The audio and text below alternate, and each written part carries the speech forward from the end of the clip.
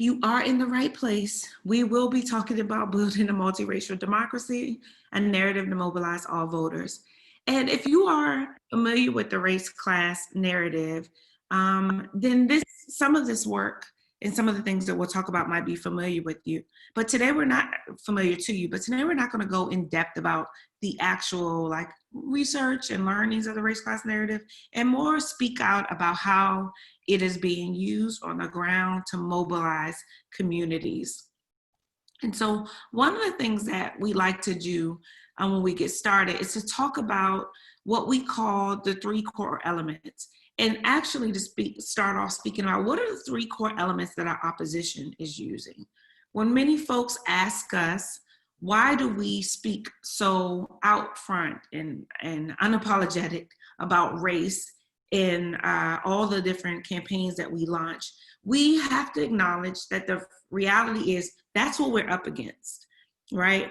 Our opposition is always talking about race. And the core elements of their narrative are comprised of racial fear, which fuels economic resentment, and a disgust with government.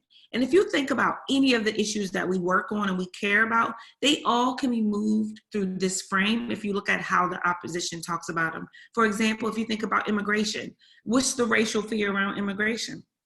The browning of America, right? The fact that these folks are coming in to this country, they're not worried about the Melania Trump's family coming in. That's not the family that they want to build walls to keep out. It's specifically around brown folks and Black folks, and which fuels economic resentment and the myth of the magical immigrant who both doesn't work and then also takes your jobs, right? Which fuels a disgust of government, which our current occupant of the White House ran a complete campaign on draining the swamp, ridding our government of folks who were tearing down the working people. The government is too big and is getting in the way, right? This is how they talk about all of our issues. I just mentioned one, but we can go through all of them and how the way they frame their conversations. And what that means is if we're not building a narrative that addresses each one of these core elements, we are going to fail. We will not be successful. And the element that we most often forget is the one around racial fear. We choose not to do that narrative most often in progressive politics, and that often is to our detriment. So when you look at the race class narrative, which we can look at in the next slide, the core elements of that narrative, the core elements are, thank you, cross-racial solidarity, shared prosperity, and a government for all. These are the core elements that we use in order to push back against that narrative to move forward a more prosperous idea about what, an inclusive idea of what American can be. So it's about people coming together. It's not about a zero-sum game, which means that if someone gets something, mainly if people of color get something, then everyone else will lose something. And it's about government actually working for us, being a benefit to us, and holding government up to that standard of being a benefit to those, to everyone in America, for that matter. And so if you look at some of the examples that we have been dealing with in some of our states, you can see just why we say this is what we're fighting and why we need a race class narrative approach to fight it. Whether it be Senator John Cornyn talking about this stuff about markets, or the stuff happening in Michigan, and even we have an example here from Wisconsin. This is just a constant thing that we can find. It's not just Trump. Most folks get really locked in around that particular person, but we can find it across the board in those who we find ourselves in opposition against, using these frames to drum up racial fear, which push economic resentment, which push a disgust of government. And what we have to constantly do, and we're so excited with the examples that we'll show you today, which is about building cross-racial solidarity, building up a government that works for all, and an idea that we can have shared prosperity. We do not have to fight over a limited number of resources. And so with that, I will pass it to the folks who will show how they've been using the race class narrative in their states. And the first person up is Janae from Minnesota. Hello, everyone. I'm Minister Janae Bates. I use she, her pronouns. I am the communications director for Isaiah and Faith in Minnesota. And so I'm going to talk to you about how we use race class narrative in Minnesota. And we've been using it in a number of different ways, but in 2018, we were able to really get it to scale through a brand that we call Greater Than Fear. So Greater Than Fear is basically a pop-up brand, meaning even though it was created by a group of us who are narrative strategists and thinking about this, it was one that everyone in the state of Minnesota could fully take on and use.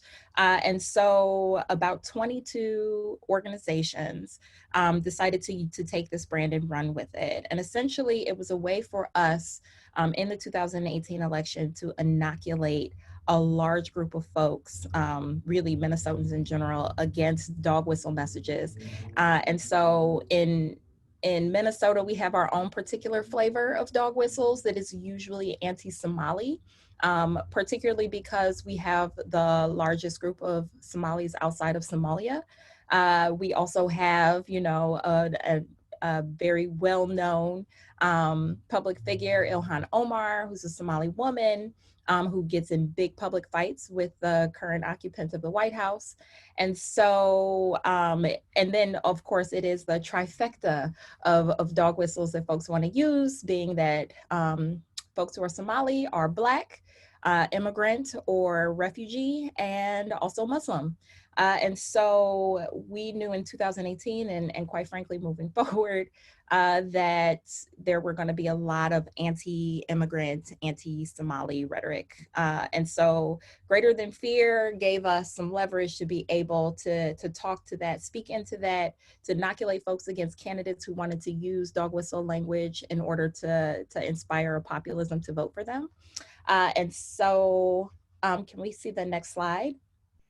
So in Minnesota, we had a bunch of messaging that was really about how Minnesotans were greater than fear, that we were for caring for one another, protecting one another. And we do that through our government channels. Again, lifting up what Tenslin said, that like the whole point and purpose is so there's no collective we, and we wanted to make that we bigger. And so what you see in front of you are some examples of flyers and posters that were up all over the state. And you could find them in churches and in mosques, in barbershops, in storefronts, in childcare centers. And then we also created a series, like an entire series of memes and digital assets. We also created some videos. And so I want to show you two examples so that you can see the differences of the way that it was manifested.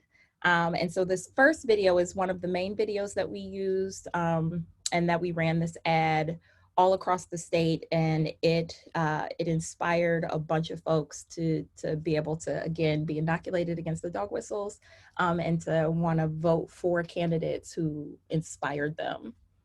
So let's go ahead and watch this. In Minnesota, we know long winters, and we know how to dig our neighbors out of the snow. Because whether it's our first Minnesota winter or our 50th, we've all been there. So when certain politicians want to divide us and make us afraid, we know that means they've got nothing else to offer. We're on to them. There are lots of ways to be Minnesotan, and all of them are greater than fear. In Minnesota, we're better off together. Vote Greater Than Fear between now and November 6th. Okay, and so you all just got an experience of what very Minnesotan looks like. That was incredibly Minnesotan talking about... We can live together if we look at each other as a human being. I've lived in Minnesota for over 20 years. This is where my home is. Sorry. And when someone asks me, where are you from? I tell them where my home is. Okay. Okay. So the video that you saw, that is very, very Minnesotan, talking about snow, digging neighbors out of snow. This idea, this like aspirational idea of like these cross-racial relationships coming together, being able to care for one another. It most certainly leaned into the race class narrative research that proved that most folks really want to be able to have like cross-racial solidarity, and they want to lean into one another. And so being able to cast that vision helped to also inspire the best version of people. And so the video that you're going to see now is also another expression of race class narrative. And it was really moving for our Muslim base, but also for white folks, for African Americans, and for Latinx communities. So, okay, there we go. Together, if we look at each other as a human being.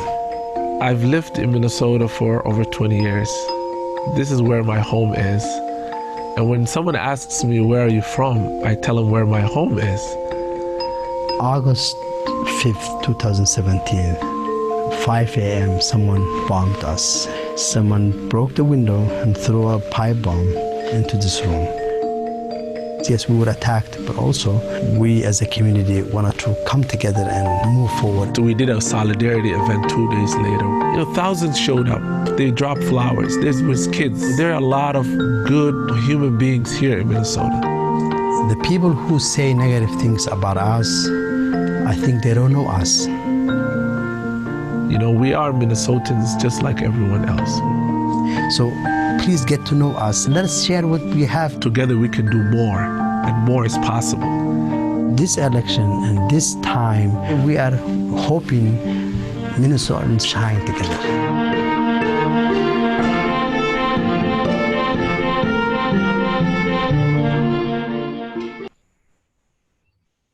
All right, and so basically there were a bunch of really like concrete wins that came out of this campaign. Next slide, Anika. So the number one, so one of the biggest things that we've had was that greater than fear, the branding itself couldn't be thoroughly tested in post-election research because the control group large enough couldn't be found, which is a great problem. We really saturated the state with the branding. There were decisive victories for candidates who ran on the greater than fear messaging because, again, it was a pop-up brand. So many of the candidates, including our own governor, took this branding and used it in their campaign. And in the election eve poll, 72% of folks favored the greater than fear branding over opposition's message. And quite frankly, the opposition group was pretty much the size of their group. So we pulled over everyone. In online tests, the greater than fear ad, that first ad that you saw, we ran that against a bunch of other progressive ads, particularly ones that chose not to use like colorblind messaging. And our ad beat all of those, hands down. And then lastly, we reached a bunch of impressions, but what's really important is that we had a very high video completion rate, which I know many of you know, it is really hard to get voters, especially younger voters, to watch a video all the way to the end on social media, and we were able to accomplish that. So yeah, that was just a little bit of what we did in Minnesota in 2018. And I'm gonna pass it to Art, I think, or no, to Prentice. Oh no, to Art. Good. All good. Thanks so much, Janae. It was really, really good to get another glimpse of that. Hi, folks. My name is Art Reyes. I use he and him, and I am the founding executive director of We the People Michigan. We are still a relatively baby organization. We launched in 2017. I'm going to share a little bit about why, for us, race class narrative meshed with at the core what we're doing. So first, just quickly introduce myself. So I grew up in Flint, Michigan. That's home for me. My family wound up there in the 1940s and 50s as migrant workers from Texas. And they came to Flint because at that point, it was a beacon of hope for working people.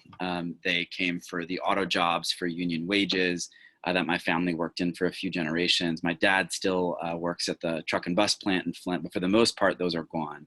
And so for me, I was growing up at a very changing time in Flint. And the narrative that my family held on to, that our community was a place of hope for working people, clashed very hard with the realities that I was growing up in, born to parents who were in high school as the community really began to spiral. And so for me, a lot of the reason that I do this work comes in from kind of growing up in a very changing Flint, in a family that was fighting really hard, but was really bearing the brunt of what those challenges looked like, losing the stability that we had had. And so, you know, for me, I just want to dig in really quickly. Like I mentioned, We the People is a relatively young organization. We launched in 2017 in Michigan, and at the core, what we do is grapple with a central question. Is it possible to build multiracial working class movement or organizing infrastructure that can build a proactive vision for the state and communities that we deserve and contend for governing power to make that happen over time? I think importantly, there are two core challenges in what we think about in a place like Michigan, in a Midwestern state where there's a lot of similarities in some other states that I think are important. One is that the progressive landscape as a whole is oriented toward mobilizing, not toward organizing. Now, what I mean by that is Michigan is perennially important in national elections. So, you know, excuse the language, but every 2 or 4 years is when people give a shit about us, and usually not in between. And so what happens is we end up seeing an influx of money, attention, resources that focus on our people as bodies and numbers, not as people, not as agents, not as leaders. And that's a challenge, because what happens is that we build sandcastles that sometimes are big and beautiful and expensive, but they do not have a strong foundation. They're not built by our people in our communities who are fighting for dignity, and so they collapse very easily. That's one challenge. The other is that we are incredibly segregated in the state of Michigan. I'm going to show a couple of images really quickly before I talk a little bit about race-class narratives. So if we go to the next slide, Anika, one of the things that, just to double down a little bit on this, and this is really important from my perspective, is because when we see, obviously 2020 is an incredibly important year. We're very focused on electoral work right now, but when we focus first or only on elections, we are getting treated as instruments, often of someone else's agenda, not driving change coming from our communities that desperately need it. For me, after working at the national level, I was working as the national training director at the Center for Popular Democracy before the Flint water crisis broke open, and I was really pulled back home to come dig in there. And I think for me, it was apparent this was not because of a lost election or two. This was a crisis of power. This was that our communities did not have dignity because we didn't have the power to demand it. And there were constant forces working against us, but also pitting other communities against one another. It was a crisis of power, and we can't mobilize ourselves out of that. It requires us actually doing the deep work of organizing. But in Michigan, the context is really important too. If you go to the next slide, Anika. So I want to show this map. This is from the last census. This is a racial dot map right here. So green is Black folks, orange is Latinos, red are Asian folks, and blue is white folks. So you can see I'm going to ask Anika you to toggle back and forth a little bit between these next two. Sorry, yep, there you go. So that is the municipal line, that red line. That is the municipal line of Detroit. Would you go back and then back again and then back? So in Detroit, you can see the outline of the city based solely on the race of individuals in there. So when we have this level of segregation, 8 Mile, that a lot of folks know because of an Eminem movie, 8 Mile is the starkest racial divide in the United States. That's that northern border. That's that link right there. And so when we're thinking about what it looks like to do this work in Michigan, understanding that the context of deep segregation combined with multi-generational economic devastation in places like Flint, where I grew up, Detroit, Pontiac, Benton Harbor, that are virtually entirely people of color, but also the Upper Peninsula, huge rural parts of the state that have also faced multi-generational economic devastation. We've created fertile ground for divide and conquer politics, and that is what we've seen happening. And so we have to combat that. And so what I want to do, just because in closing here, I'm going to show a video, but for us, as we go into 2020, which the year has turned out to look a little bit differently than we anticipated at the beginning of the year. As we look at what it means in 2020, we've constructed a coalition that we're anchoring that includes grassroots organizations and labor, building a shared brand that's going to be launching soon called We Make Michigan, similar to Greater Than Fear. But we don't have to wait to build shared brands to use this. For us, as the COVID crisis was cutting through our community, often going through getting people sick and killing people along the racial segregation lines that you saw. What was really important was us constructing a coalition to fight back and to advance real demands around these things. And as many folks saw, Michigan became a flashpoint for the right around advancing their narrative around COVID. We began to fight back. And so this was a video that we made in about 12 hours across the state to launch a week of action that thousands of people participated in over the course of the week, and through a culminating activity putting pressure on the state legislature. But this is what we did using race class narrative to launch that on iPhones with a $0 budget. And the watch through rate was about 36%. Over 61,000 people saw it. 36% of those watched through, which I didn't realize was such a high rate until talking to some folks after. But we'll check this out, and then you all get to hear from Prentice.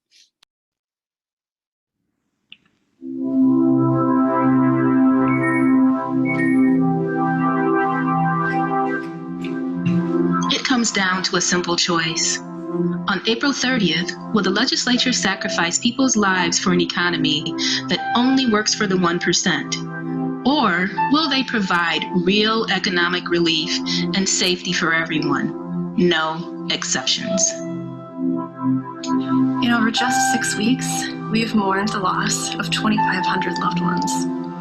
Over 31,000 Michiganders are still battling this disease, some in crowded conditions behind bars. At the same time, millions are facing unimaginable hardships, many that have existed already and now have been amplified by this pandemic. We shouldn't have to choose between our lives or our livelihood. In our Michigan, no one gets left behind. Decidimos ser protegidos y seguros con quedarnos en casa, cuidar de nuestros seres queridos, vecinos y los que están en el pie del cañón.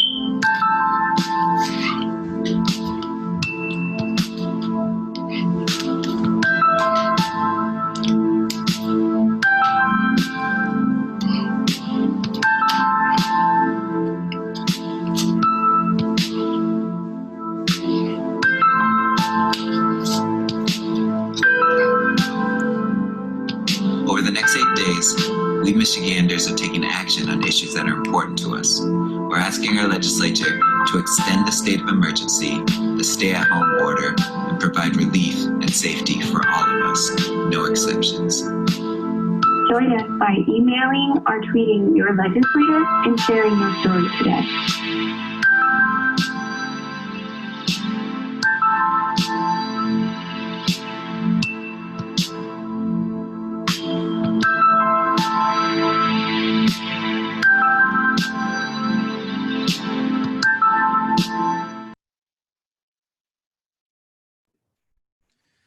Yeah, thank you. Powerful work, Art. Thank you. I get a little emotional every time I see that video because what you can really feel is the urgency of the moment coming through there. So thank you for putting that together. All right, you all. Oh, there's a quick question. You want to answer that, Art? Did you win in the Michigan legislature?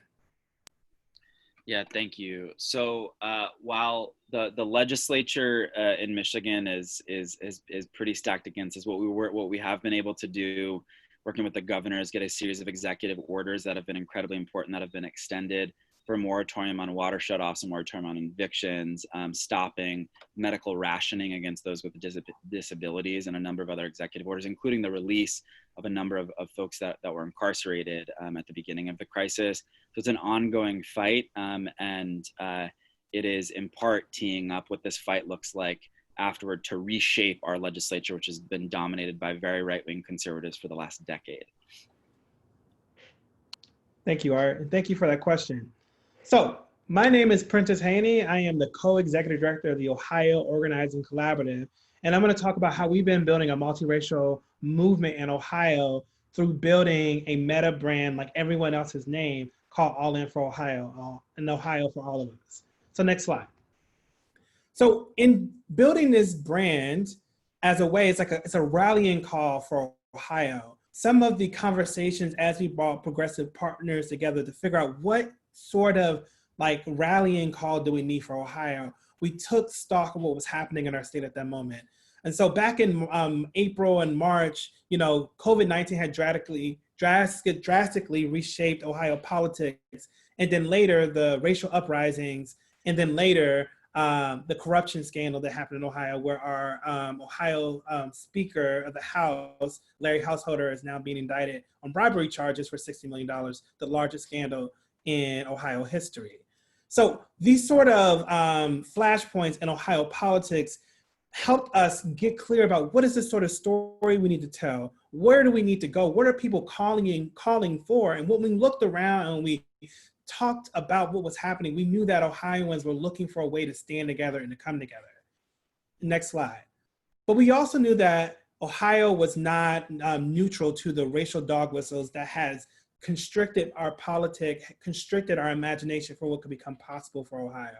And so when we looked at the racial dog whistles, such as, Ohio Secretary of State says 354 non-citizens voted in or registered in the 2018 election, or voter fraud is a felony, or if you can see here on the screen to the right, there was a letter that went out to every registered voter in the state of Ohio last year, or from First Energy, asking people to not sign a petition to stop a corporate bailout of First Energy, which is actually at the center of this corruption fight in Ohio now. So they literally use racial dog whistles, anti-Black rhetoric, using languages and images of Chinese immigrants, talking about illegal people who are illegal as a way to build a platform to suppress our path to victory in our state. But what we saw this year, even with these racial dog whistles happening, is that people were pulling together, people wanted to act together, and they wanted to see people fight for Ohio. So All In for Ohio was developed in that sort of vein as a way for us to really take collective action towards a future that we wanted to imagine together. Next slide. So when we decided to do the All In for Ohio, we had to interrogate the specific racial dog whistles that were coming out of our state. First and foremost, safety and security from criminals. The OG dog whistle from Lee Atwater, from the 94 crime bill, all of that stuff is like front and center in Ohio, talking about criminals, which is code language for Black people in our state, and that we need to keep white people and suburban folks who are also white people in people's minds in Ohio safe from criminals who are Black people. So that's a dog whistle that has constantly showed up and has stopped us from advancing. Other one is the invasion of outsiders in our community. You saw that with the sort of like these non-citizens voting in the election. And then the last piece is lazy, poor people undeserving of support, which is a dog whistle around specifically women of color, and imagining women of color as folks who are trying to leech from a system, and that when they need social safety nets, that they are actually people taking from others. So next slide. But the good thing is we developed All In for Ohio as a way to combat all those sort of racial dog whistles, but also put forth a vision for Ohio that does these 5 things. 1, defines who we are, the all of us. 2, defines the vision for Ohio. Was responsive to COVID. Since COVID is the thing everyone is experiencing, we needed something that could be directly responsive with COVID, but also durable enough to be a message that could be talking about the public health crisis of COVID, but then also incarceration and voting rights, and then eventually about what it means to show up at the election for people who represent the very best of us. And then the last piece of the theory of case is alienating right-wing populism. So I'm going to talk about each of these cases and then show you a video. Next slide. So the first part is defining who we are. When we did our research in Ohio, we found that, progressives don't actually talk a lot about who we are. We talk a lot about what we want other people not to do, what we want to stop, what we want to defeat, what we want to end, but we don't never say who we are. And so All In for Ohio allowed us to start to define, what does it mean to be progressive in Ohio? What does it mean to take care of one another? And so as we started using All In for Ohio, we used it in moments to help define who we are. We used it right after the shutdowns happened, when people were wearing masks. We had a masking challenge where we told people to tell stories while they're All In for Ohio, which helped us uplift essential workers, families of loved ones on the inside, teachers and caretakers, small business owners, and then eventually voters. Next slide. The second piece of All In for Ohio is really being directly in response to COVID. In our state, we had one of the most popular governors because he took decisive action at the beginning of the crisis. But we know we needed to distinguish ourselves from the "in this together" narrative to one that was a little bit more political about where we want Ohio to go. And so All In for Ohio created a complementary narrative that allowed us to define who we are, our politics, and also talk about what our response to COVID is. Next slide. And then as we've been moving down it, we've been using it to define what the vision for Ohio is. So much of our messages in our state is a nostalgic message about making Ohio great again, you know, bringing back the coal jobs, bringing back manufacturing, bringing back all these industries that no longer exist in the ways that they used to exist. And that is a MAGA frame. And so we had to like disrupt that sort of MAGA frame that our side was using and create a frame about what could Ohio look like if we reimagined the economy. Next slide. I talked about this. It's a durable narrative that could be flexible for a lot of things. You could be all in for Ohio voters, all in for Columbus, all in for Black lives. We've been able to show up and define what is the actionable thing you need to do if you're all in. And then the last slide is that this allowed us to distinguish ourselves away from right-wing populism. So when there were protesters at our state capitol demanding that we reopen the state, we were able to stand behind our public health director and say, we're all in for Ohio, which means we have to keep ourselves safe and keep our families safe. When our Speaker of the House, Larry Householder, was indicted on corruption charges, we're like, that's not what it means to be all in for Ohio. We don't take kickbacks from corporations. We stand up for ourselves and we stand up for our families. So I want to show you one video really quickly. You can stop sharing the screen, that can embody what it means to use this sort of brand in action in your state. And what we hope and our promise for this fall is that the All In for Ohio brand reaches saturation where the base and the persuadables in the RC and research are acting together and moving in alignment for electing new leaders in Ohio that actually represent the very best of us. So I'm going to show you a quick video of one of our ads that we're going to be putting out in the next couple of weeks. Okay.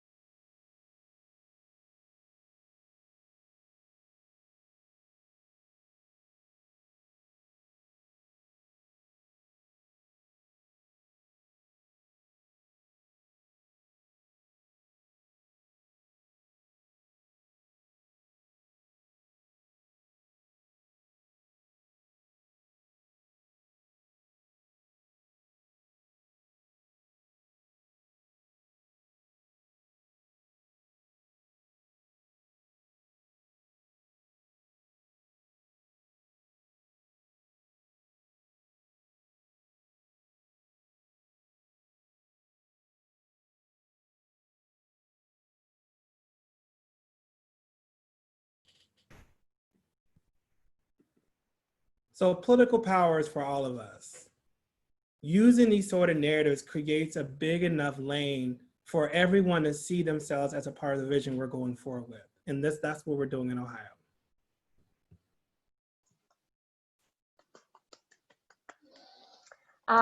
Thank you so much to my esteemed colleagues and fellow panelists and all of you for joining us on the most exciting time to have a session, Friday afternoon.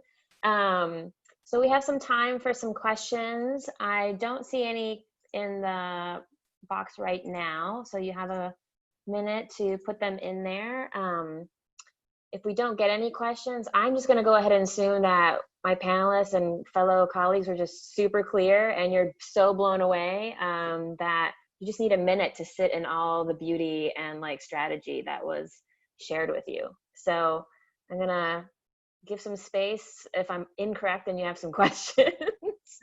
Otherwise, we'll move forward to some closing thoughts from my friends here.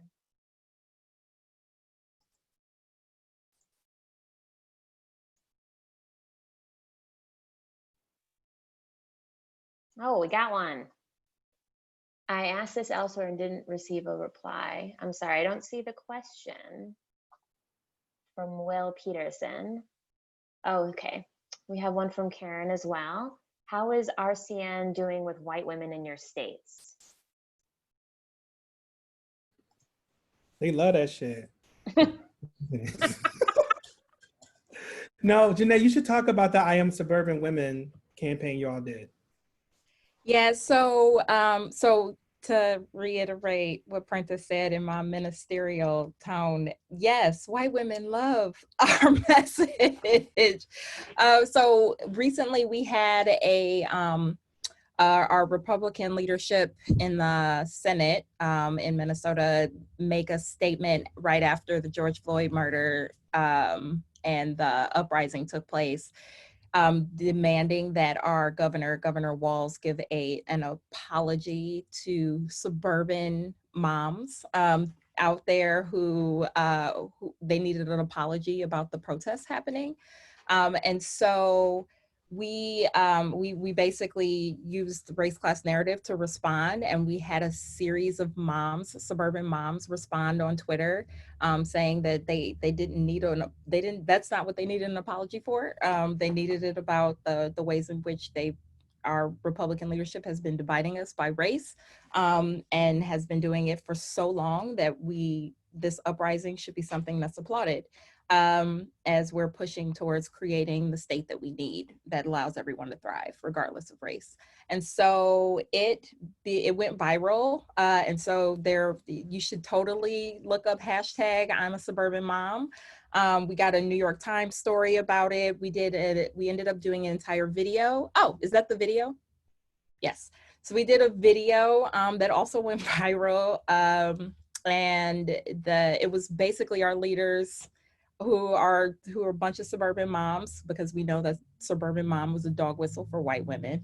And there were a bunch of white women that came out, but also a bunch of suburban moms who aren't white, and declaring that, this is the moment and the movement that we need in our state.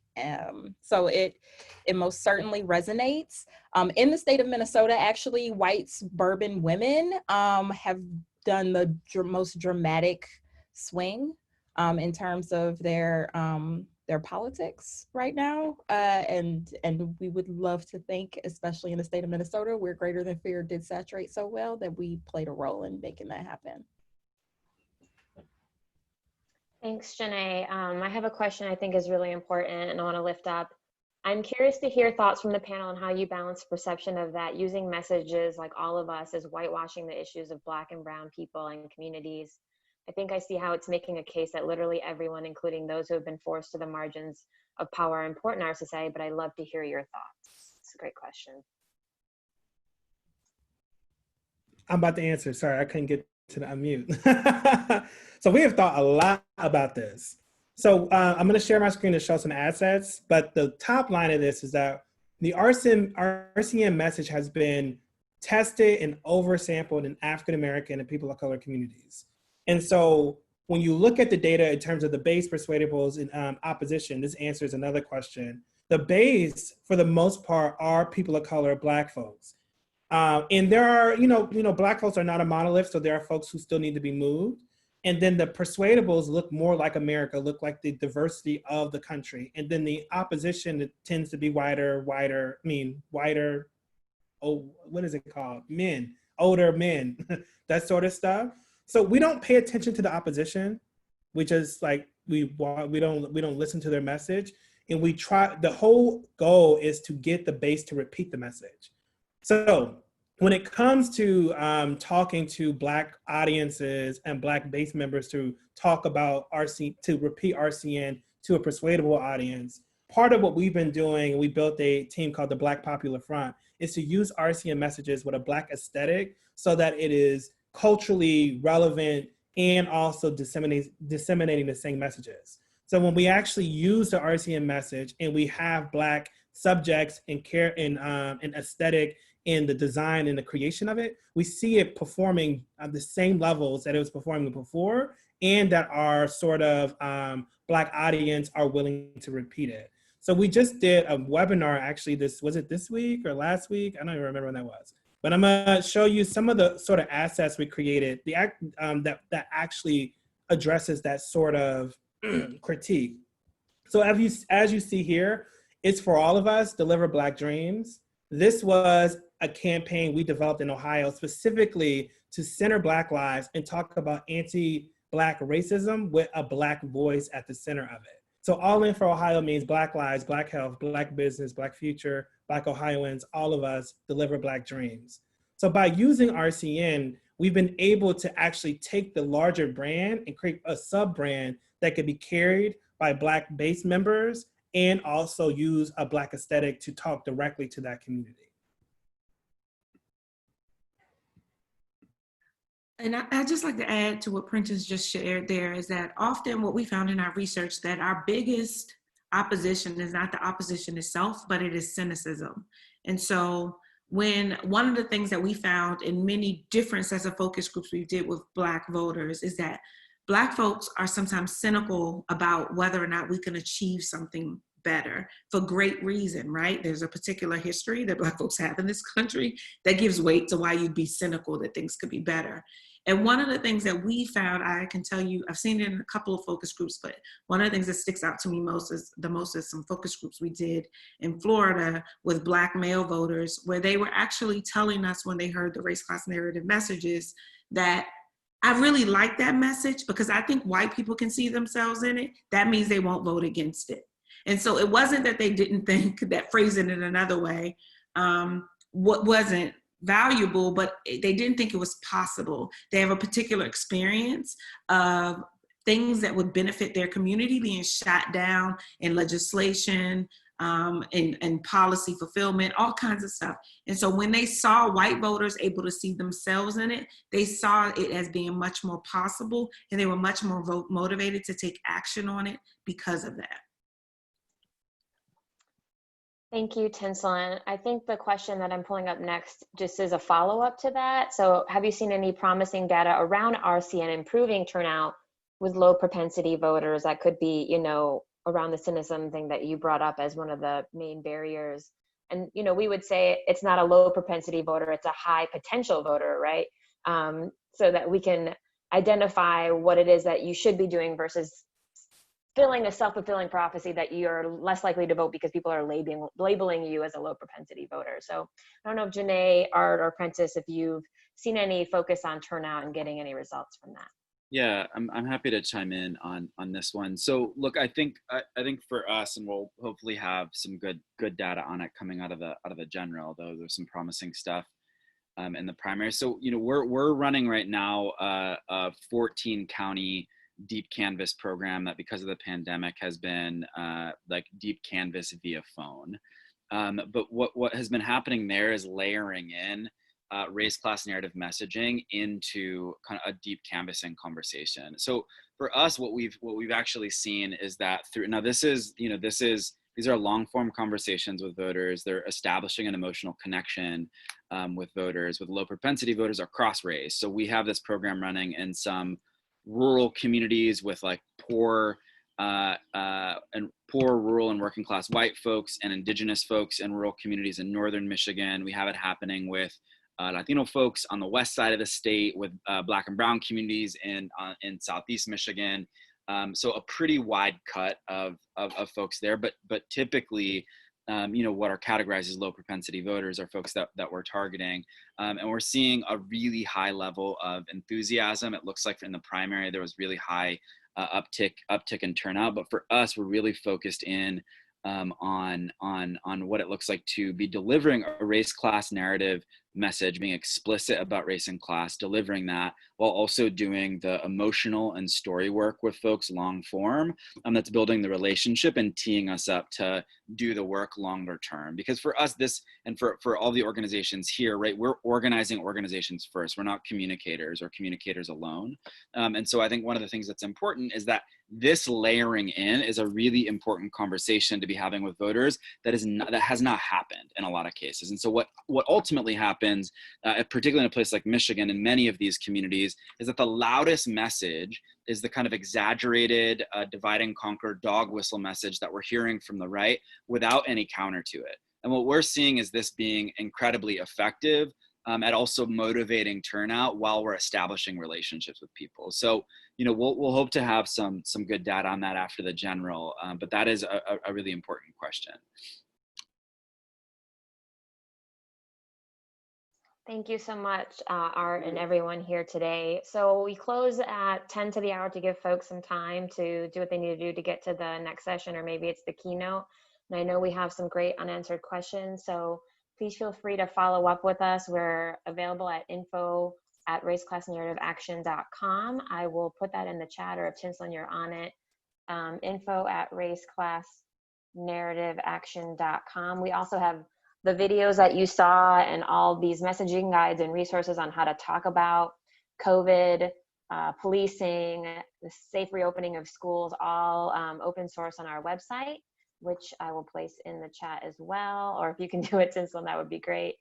Anyways, we have the recording of this, should be ready in the next day or two. And thank you so much for coming here and doing Netroots in a different mode than we're used to. And I hope you all have a lovely and safe weekend. Thank you, everyone.